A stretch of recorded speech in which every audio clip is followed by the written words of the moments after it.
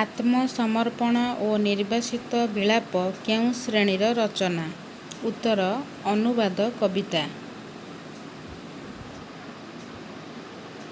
ବର୍ଣ୍ଣବୋଧ, ଶିଶୁବୋଧ, ବାଳବୋଧର ରଚୟିତା କିଏ?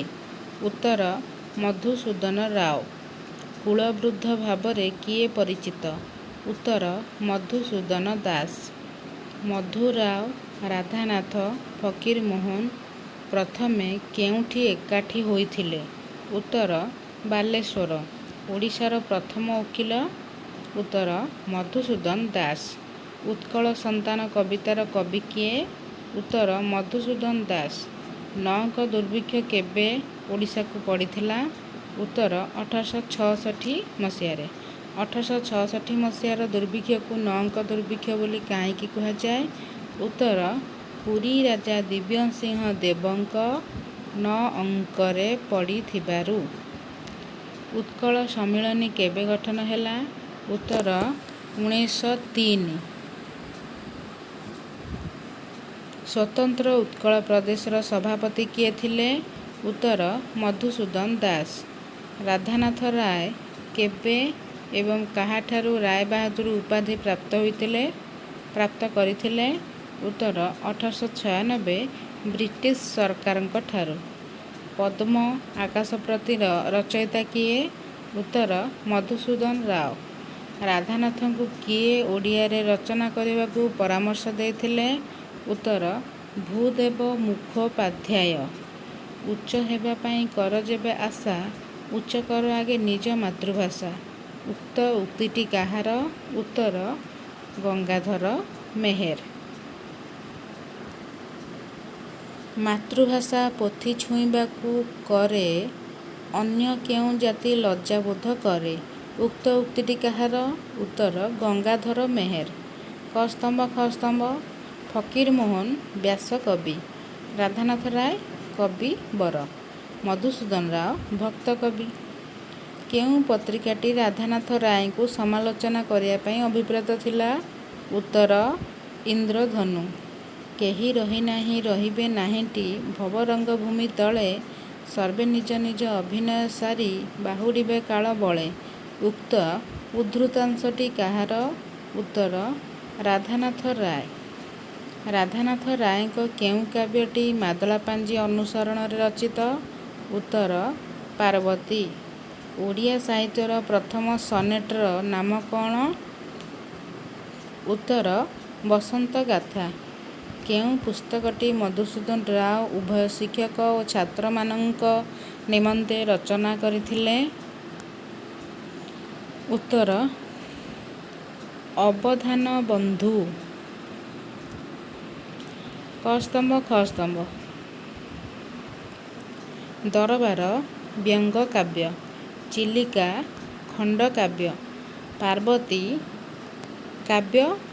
ରାମାୟଣ ମହାକାବ୍ୟ। କେଉଁ ଗ୍ରନ୍ଥରେ ପଠାଣି ସାମନ୍ତ ମହାମହୋପାଧ୍ୟାୟ ଉପାଧିରେ ଭୂଷିତ ହେବା କଥା ରହିଛି? ଉତ୍ତର ଦରବାର। କବି ରାଧାନାଥ କେଉଁ ସ୍ଥାନକୁ ବୁଧ ଅଂଶ କେଳିସର ବୋଲି କହିଛନ୍ତି? ଉତ୍ତର ବାମଣ୍ଡା। ମେଘଦୂତ କାବ୍ୟକୁ କିଏ ପ୍ରଥମେ ଓଡ଼ିଆରେ ଅନୁବାଦ କରିଥିଲେ? ଉତ୍ତର ରାଧାନାଥ ରାୟ। ଗୋଥ କାହାର ଛଦ୍ମନାମ ଥିଲା? ଉତ୍ତର ଗୋବିନ୍ଦ ରଥ।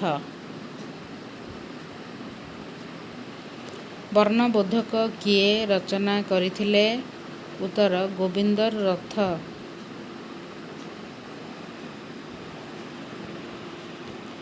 ଭଲା ରଥେ କରିଛନ୍ତି ବ୍ରାହ୍ମଣ ପଣିଆ, ପୁସ୍ତକ ଛପାଇ ଦେଇ ଅଣେ ଦିଅ ପିଆ। ଏହି ଉକ୍ତିଟି ଉତ୍କଳ ଭ୍ରମଣରେ ଫକୀରମୋହନ କାହା ଉଦ୍ଦେଶ୍ୟରେ କହିଛନ୍ତି? ଉତ୍ତର ଗୋବିନ୍ଦ ରଥ। ରାଜଧାନୀ କଟକ ନଗରୀର ରଚୟିତା କିଏ? ଉତ୍ତର ଗୋବିନ୍ଦ ରଥ। ବଡ଼ଦେଉଳ ରଚନାର ରଚୟିତା କିଏ? ଉତ୍ତର ସୁଲକ୍ଷଣା ଦେବୀ। ପାଞ୍ଚଟି ଋତୁ ବର୍ଣ୍ଣନାର ରଚୟିତା କିଏ? ଉତ୍ତର ସୁଲକ୍ଷଣା ଦେବୀ। ଦୀନବନ୍ଧୁ କୋଇଲିର ରଚୟିତା କିଏ? ଉତ୍ତର ସୁଲକ୍ଷଣା ଦେବୀ। ବାଳକେଳୀର ରଚୟିତା କିଏ? ଉତ୍ତର ଚନ୍ଦ୍ରମଣି ଦାସ। ସୁଧାସାର ଗୀତାର ରଚୟିତା କିଏ? ଉତ୍ତର ଚନ୍ଦ୍ରମଣି ଦାସ। ହଳିଆ ଗୀତର ରଚୟିତା କିଏ? ଉତ୍ତର ଚନ୍ଦ୍ରମଣି ଦାସ। ଚ୍ୟାଉ ପଟ୍ଟନାୟକ କାହାର ଉପାଧି ଥିଲା? ଉତ୍ତର କେଶବ ପଟ୍ଟନାୟକ। କେଶବ ରାମାୟଣର ରଚୟିତା କିଏ? ଉତ୍ତର କେଶବ ପଟ୍ଟନାୟକ। କେଶବ ରାମାୟଣର ଅନ୍ୟ ନାମ କ'ଣ? ଉତ୍ତର ନୃତ୍ୟ ରାମାୟଣ। କେଶବ ରାମାୟଣ କେଉଁ ନାମରେ ଅଭିନୀତ ହୋଇଥିଲା ଏବଂ କାହାଦ୍ୱାରା? ଉତ୍ତର ରାମଲୀଳା ନାଟକ ପାଲୁର ରାଜାଙ୍କ ଦ୍ୱାରା। ନରସିଂହ ମାଠ କେଉଁ ମନ୍ତ୍ରରେ ସିଦ୍ଧିଲାଭ କରିଥିଲେ? ଉତ୍ତର ବକ୍ରତୁଣ୍ଡୀ ମନ୍ତ୍ର। ରଘୁନାଥ କୀର୍ତ୍ତନର ରଚୟିତା କିଏ? ଉତ୍ତର ନରସିଂହ ମାଠ। ନଦିଆ କୀର୍ତ୍ତନର ରଚୟିତା କିଏ? ଉତ୍ତର ନରସିଂହ ମାଠ। ନୀଳଗିରି ସମ୍ବାଦର ରଚୟିତା କିଏ? ଉତ୍ତର ନରସିଂହ ମାଠ। ଭୀମ ଭୋଇ କେଉଁଠାରେ ଜନ୍ମଗ୍ରହଣ କରିଥିଲେ? ଉତ୍ତର ରେଢ଼ାଖୋଲ। ନଗେନ୍ଦ୍ରନାଥ ବସୁଙ୍କ ମତରେ ସେ କେଉଁଠାରେ ଜନ୍ମଗ୍ରହଣ କରିଥିଲେ? ଉତ୍ତର ଢେଙ୍କାନାଳର ଜୋରନ୍ଦା। ଭୀମ ଭୋଇଙ୍କ ରଚନାବଳୀରେ ଭକ୍ତି ଭାବନାର କେତୋଟି ରୂପ ଦେଖିବାକୁ ମିଳେ ଓ କ'ଣ କ'ଣ? ଉତ୍ତର ତିନୋଟି। ସଂପ୍ରାର୍ଥନାମୟୀ, ଦୈନ୍ୟବୋଧିକା, ଲାଳସାମୟୀ। ଭୀମ ଭୋଇଙ୍କ ଦ୍ୱାରା ରଚିତ ପାଞ୍ଚଟି କୃତିର ନାମ? ଉତ୍ତର ସ୍ତୁତିଚିନ୍ତାମଣି, ଶ୍ରୁତିନିଷେଧ ଗୀତା, ଆଦ୍ୟନ୍ତ ଗୀତା, ଅଷ୍ଟକ ବିହାରୀ ଗୀତା, ନିର୍ବେଦ ସାଧନା। ଭୀମ ଭୋଇ କେଉଁଠାରେ ଦେହତ୍ୟାଗ କରିଥିଲେ? ଉତ୍ତର ଖଲିଆପାଲି, ସୋନପୁର। ଅଣ ଅକ୍ଷର ବ୍ରହ୍ମଶିକ୍ଷା ଏଠାରେ କେହି ନାହିଁ ଶାଖା। କେବଳ ମାତ୍ର ଏକାସଙ୍ଗ ମନପବନ ଧ୍ୟାନ ଯୋଗ। ଏହାକୁ କର ସୁସଙ୍ଗତି, ଚିହ୍ନିଲେ ଲଭିବୁ ମୁକତି। ର ରଚୟିତା କିଏ? ଉତ୍ତର ଭୀମ ଭୋଇ। ସ୍ତୁତିଚିନ୍ତାମଣିରୁ ଆସିଅଛି।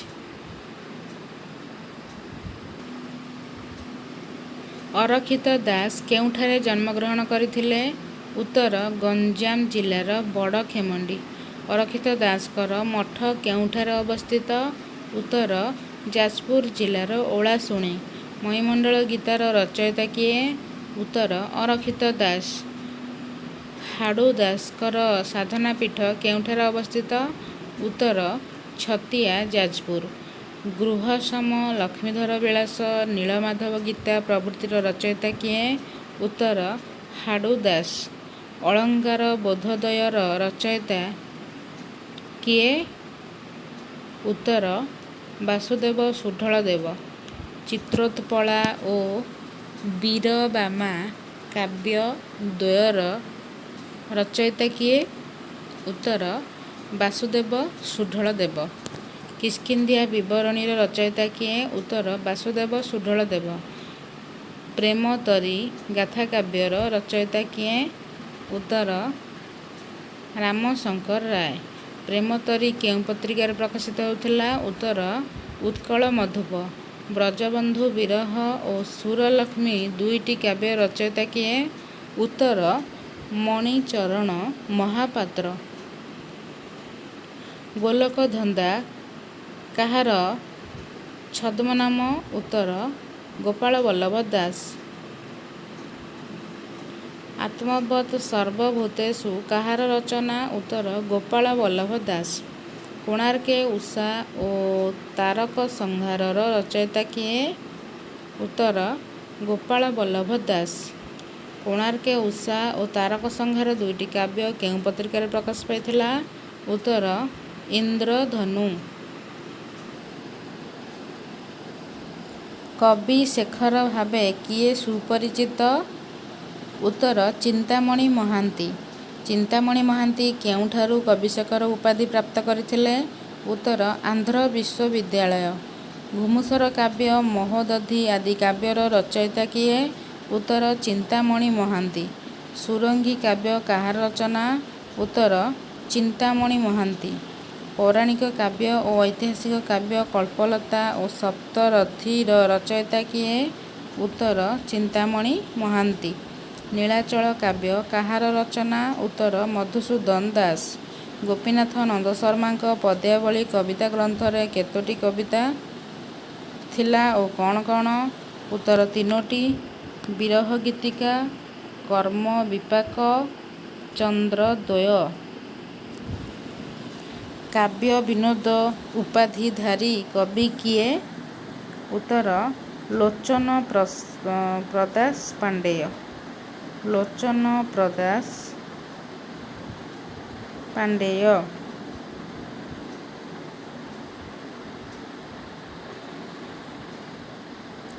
ମାୟା ସବରୀର ରଚୟିତା କିଏ? ଉତ୍ତର ଲୋଚନ ପ୍ରସାଦ ପାଣ୍ଡେୟ। ତାହେଲେ ଲୋଚନ ପ୍ରଦାସ ନୁହେଁ, ଲୋଚନ ପ୍ରସାଦ।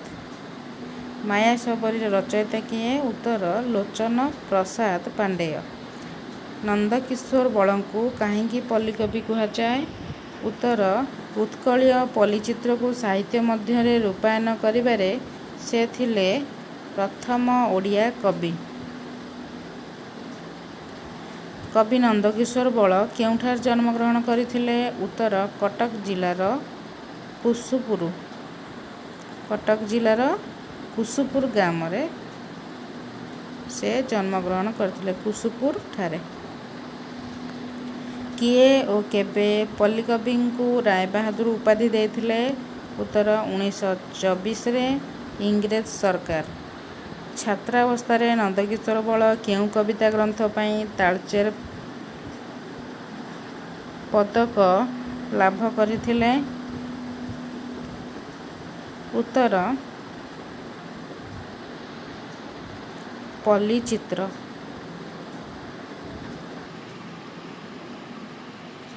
କ୍ଷମା କଲେ ଝିଅ କ୍ଷମା ତ ମିଳଇ, କ୍ଷମାର ନ ମିଳେ ଅନ୍ତ, କ୍ଷମାର ଗ୍ରହୀତା କ୍ଷମା ଦାତା ନୁହେଁ, ଏ ଭୁବନେ ଭାଗ୍ୟବନ୍ତ। ଉକ୍ତ ଉଦ୍ଧୃତାଂଶଟି ନନ୍ଦକିଶୋର ବଳଙ୍କ କେଉଁ କାବ୍ୟରୁ ଆନୀତ? ଉତ୍ତର ଶର୍ମିଷ୍ଠା। ନନ୍ଦକିଶୋର ବଳଙ୍କ ରଚିତ ଐତିହାସିକ କାବ୍ୟର ନାମ କ'ଣ? ଉତ୍ତର କୃଷ୍ଣକୁମାରୀ। ସୀତା ବନବାସ କାବ୍ୟଟି କେଉଁ ଆଦର୍ଶରେ ରଚିତ? ଉତ୍ତର ଉତ୍ତର ରାମଚରିତ। ଶ୍ରୀ ନ ନାମରେ କିଏ ପରିଚିତ ଥିଲେ? ଉତ୍ତର ନନ୍ଦକିଶୋର ବଳ। ମେଘ ବରଷଇ ଟୁପୁରୁ ଟୁପୁରୁ ଓ ଡାମରା କାଉରେ ଡାମରା କାଉ କବିତାର କବି କିଏ? ଉତ୍ତର ନନ୍ଦକିଶୋର ବଳ। ଅଷ୍ଟମୀ ଜହ୍ନ କବିତାର ରଚୟିତା କିଏ? ଉତ୍ତର କାମପାଳ ମିଶ୍ର। ଗଙ୍ଗାଧର ମେହେରଙ୍କ ପିତାମାତାଙ୍କ ନାମ କ'ଣ? ଉତ୍ତର ଚୈତନ୍ୟ ମେହେର, ସେବତୀ ଦେବୀ। ଗଙ୍ଗାଧରଙ୍କ 7ଟି କୃତିର ନାମ? ଉତ୍ତର ରସ ରତ୍ନାକର, ଇନ୍ଦୁମତୀ, କୀଚକବଧ, ଉତ୍କଳଲକ୍ଷ୍ମୀ, ଅଯୋଧ୍ୟା ଦୃଶ୍ୟ, ତପସ୍ୱିନୀ, ପ୍ରଣୟବଲ୍ଲରୀ। କାଳିଦାସଙ୍କ ରଘୁବଂଶ ଅନୁସରଣରେ ଗଙ୍ଗାଧର ମେହେର କେଉଁ କାବ୍ୟ ଲେଖିଛନ୍ତି? ଉତ୍ତର ଇନ୍ଦୁମତୀ।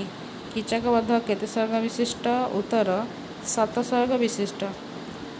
7। ଗଙ୍ଗାଧର ମେହେର କୀଚକବଧ କାବ୍ୟ ପାଇଁ ସାରଳା ମହାଭାରତର କେଉଁ ପର୍ବରୁ ବିଷୟବସ୍ତୁ ସଂଗ୍ରହ କରିଛନ୍ତି? ଉତ୍ତର ବିରାଟ ପର୍ବ। ରାମାୟଣର ଉତ୍ତରାକାଣ୍ଡର ଅନୁସରଣରେ ସେ କେଉଁ କାବ୍ୟ ରଚନା କରିଛନ୍ତି? ଉତ୍ତର ତପସ୍ୱିନୀ। କାଳିଦାସଙ୍କ ଅଭିଜ୍ଞାନ ଶାକୁନ୍ତଳମ୍ ନାଟକ ଅନୁସରଣରେ ସେ କେଉଁ କାବ୍ୟ ରଚନା କରିଛନ୍ତି? ଉତ୍ତର ପ୍ରଣୟବଲ୍ଲରୀ। ପ୍ରଣୟବଲ୍ଲରୀ କାବ୍ୟର ନାୟକ ନାୟିକା କିଏ? ଉତ୍ତର ଦୁଷ୍ମନ୍ତ ଶକୁନ୍ତଳା। ତପସ୍ୱିନୀ କେତେ ସର୍ଗ ବିଶିଷ୍ଟ? ଉତ୍ତର 11। ତପସ୍ୱିନୀର କେଉଁ ସର୍ଗରେ ପ୍ରକୃତି ସୀତାଙ୍କ ଦୁଃଖ ସହି ନ ପାରି ଯୁଦ୍ଧ କରିଛି? ତପସ୍ୱିନୀର କେଉଁ ସର୍ଗରେ ପ୍ରକୃତି ସୀତାଙ୍କ ଦୁଃଖ ସହି ନ ପାରି ଯୁଦ୍ଧ କରିଛି? ଉତ୍ତର ପ୍ରଥମ ସର୍ଗରେ। ମଙ୍ଗଳେ ଅଇଲା ଉଷା କେଉଁ ସର୍ଗରେ ବର୍ଣ୍ଣନା କରାଯାଇଛି? ଉତ୍ତର ଚତୁର୍ଥ ସର୍ଗ ତପସ୍ୱିନୀ କାବ୍ୟରେ। ଗଙ୍ଗାଧର ମେହେର କେଉଁ କବି ଭାବରେ ପ୍ରସିଦ୍ଧି ଲାଭ କରିଥିଲେ? ଉତ୍ତର ସ୍ୱଭାବ କବି। ସୀତା କେଉଁ ନଦୀରେ ସ୍ନାନ କରିବା କଥା ତପସ୍ୱିନୀ କାବ୍ୟରେ ବର୍ଣ୍ଣିତ? ଉତ୍ତର ତମସା। ପ୍ରଣୟବଲ୍ଲରୀ କାବ୍ୟ କେଉଁ ରାଗରେ ରଚିତ? ଉତ୍ତର ବଙ୍ଗଳାଶ୍ରୀ। ଭ୍ରମଣ ଖରଚ ପାଇଥାଏ ଭତ୍ତା, ଖାଇଥାଏ ଏଣେ ମୋଡ଼ି ଦରିଦ୍ରଙ୍କ ମଥା, କରୁଥାଏ କ୍ଷମତାର ଅପବ୍ୟବହାର, ତାକୁ ମଧ୍ୟ ବୋଲିଥାନ୍ତି ଧର୍ମ ଅବତାର। ଉକ୍ତ ଉଦ୍ଧୃତାଂଶଟି ଗଙ୍ଗାଧର ମେହେରଙ୍କର କେଉଁ କବିତାରୁ ଆନୀତ? ଉତ୍ତର ଅର୍ଘ୍ୟଥାଳୀ। ର ବର୍ଣ୍ଣକୁ ପ୍ରତି ପାଦର ଆଦ୍ୟ ଓ ପ୍ରାନ୍ତରେ ରଖି ଗଙ୍ଗାଧର ମେହେର କେଉଁ କାବ୍ୟ ରଚନା କରିଛନ୍ତି? ର ବର୍ଣ୍ଣକୁ ପ୍ରତି ପାଦର ଆଦ୍ୟ ଓ ପ୍ରାନ୍ତରେ ରଖି ଗଙ୍ଗାଧର ମେହେର କେଉଁ କାବ୍ୟ ରଚନା କରିଛନ୍ତି? ଉତ୍ତର ରସ ରତ୍ନାକର। ଜାଣିଲି ବେଶ ନୁହେଁ ଗୁଣର ଚିହ୍ନ, ବାହାରେ ସାଧୁ ବେଶ ଭିତରେ ଭିନ୍ନ। ଉକ୍ତ ଉଦ୍ଧୃତାଂଶଟି କେଉଁ କବିଙ୍କ ରଚନା? ଉତ୍ତର ଗଙ୍ଗାଧର ମେହେର।